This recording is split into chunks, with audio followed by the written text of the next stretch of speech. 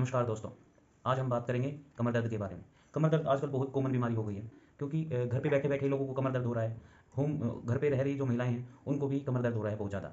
इसका main reason है या तो फिर मसल स्पाज़म हो रहा है, मसल सूज चुकी हैं, कमर की मसल जो होती हैं, वो सूजी हुई होती हैं, ठीक है? या फिर दूसरे तरीके से हम देखें तो जो हमारी वर्टिब्रा है, वर्टिब्रा में क्या होता है ये अलग-अलग पार्ट की होती हैं। जैसे पहली सबसे ऊपर सर्वाइकल की होती है, फिर थोरेसिक की होती है, फिर लंबर की होती है, फिर सैक्रम की होती है।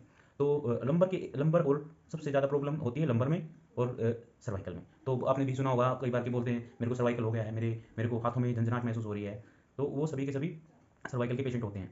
तो आज हम बात कर रहे हैं कि भाई ओवरऑल जो हमारी स्पाइन है उसमें क्यों प्रॉब्लम आ रही है ये और इससे हम कैसे बच सकते हैं। देखो सबसे मेन चीज़ है कि भाई आज का टाइम पे जो हमारा खान पान है, ठीक है, और जो हमारा लाइफस्टाइल है, इसके इसके ऊपर ही सारी सारी बीमारियां बेस्ड होती हैं। आप सभी को ये चीज़ें पता है, पर इसमें क्या होता है हमें पता होना चाहिए कि लेगामेंट है इन्वॉल्व बीमारी में या फिर मसल इन्वॉल्व है। ठीक है, तो कई बार क्या बोलते हैं कि भाई मेरे को सर्वाइकल हो गया है, सर्वाइकल में उसको ये पता नहीं होता कि मसल पेन है, लिगामेंट पेन है, लिगामेंट में दिक्कत है, मसल में दिक्कत है, या फिर उसका कर्वेचर बिगड़ा हुआ है। जो हमारे सर्वाइकल का जो होता है ना एंगल में, एक स्पेसिफिक एंगल में कर्वेचर होता है, तो उसमें चेंज हो जाता है वो कई बार, तो उसमें भी प्रॉब्लम आती है। ठीक है, तो बेसिकली क्या होता है कि हमारी जो सर्वाइकल है, सबसे पहले हम सर्वाइकल के बारे में बात कर लेते हैं। सर्वाइकल है उसके जो हमारी वर्टिब्रा है, सर्वाइकल की वर्टिब्रा होती है 7, उनके बीच में गैप होता है, वर्टिब्रल डिस्क बोलते हैं। जो नीचे जाते जाएंगे ना, जैसे सर्वाइकल में थोड़ा कम होता है, फिर उसके बाद thoracic में बढ़ जाता है, फिर लंबर में और ज़्यादा हो जाता है, वो गैप होता है, वो गैप होता है इंटरवर्टिब्रल डिस्क का। ठीक है, वो जितना कम होगा उतना ही ज़्यादा कंप्रेशन होगा, नर्व रूट का कंप्रेशन आएगा। ठीक है, और उसको उससे ही हमें बचना है, वही मेन जड़ होती है। वो किस वजह से होता है, वो अलग अलग चीज़ें हैं कि भाई उसकी वजह कुछ भी हो सकती है। मसल में दिक्कत हो सकती है, लिगामेंट में दिक्कत हो सकती है, या फिर पेशेंट को ओस्टोपोरोसिस है, हड्डी का कमजोरी कमजोरी की वजह से भी हो सकती है।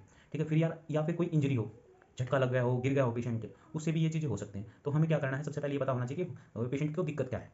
ठीक है, आप बोलते हो मेरे को सर्वाइकल है, मैंने एक्सरसाइज भी बहुत कर ली, आपको यही पता नहीं कि प्रॉब्लम क्या है, तो आप कैसे ठीक होगे। आप सोचते हो कि एक्सरसाइज से भी कुछ नहीं होगा, दवाइयों से भी कुछ नहीं आराम मिलता आपको, आप दवाई लेते हो, एक बार दवाई ले लेते हो, 2 से 3 घंटे आराम रहता है, फिर दर्द स्टार्ट हो जाता है, 3-3 4-4 घंटे दवाइयाँ लेते हो आप फिर, तो इससे तो आपकी किडनी लीवर वैसे ही खराब हो जाएंगे।